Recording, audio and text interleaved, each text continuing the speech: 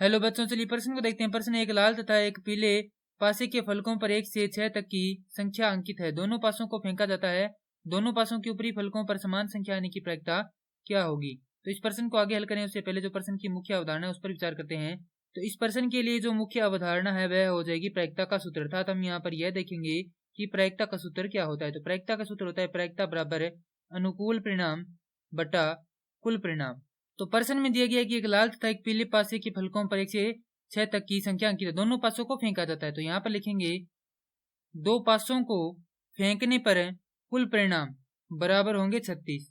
क्यों होंगे? क्योंकि हम जानते हैं कि किसी पासे को फेंकने पर जो परिणाम है वह कुल परिणाम है वह कितने होते हैं? 6 की घातांक के रूप में होते हैं, जहां पर n क्या होती है? बारंबारता होती है। अर्थात एक पासे को कितनी बार फेंका जा रहा है या कितने पासों को एक बार फेंका जा रहा है वह क्या होता है? n होता है।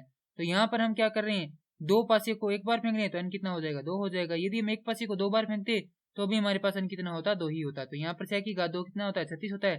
तो कुल परिणाम हो जाएंगे 36। अब हम जैसा कि हम जानते हैं कि हो सकता है कि पहले पासे पर 1 आ जाए और दूसरे पर भी 1 आ जाए। इसी प्रकार पहले पर 1 और दूसरे पर 2। इसी प्रकार पहले पर 1 और दूसरे पर 3।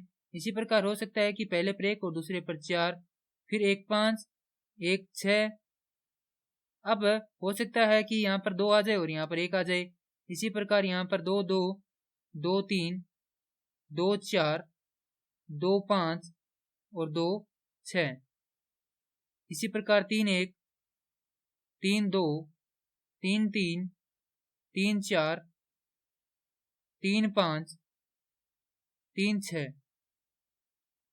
इसी प्रकार यहाँ पर 4 1, 4 2, 4 3, 4 4, 4 5 और 4 6। इसी प्रकार 5 1, 5 2, 5 3, 5 4, 5 5 और 5 6। हो सकता है यहाँ पर 6 1 आए, 6 2, 6 3, 6 4, 6 5 और अंतिम परिणाम यह संभव हो सकता है कि दोनों पर क्या आ जाए? 6 आ जाए। अब प्रश्न में हमें याद करना है कि दोनों पासों के ऊपरी फलकों पर समान संख्या आने की प्रायिकता है।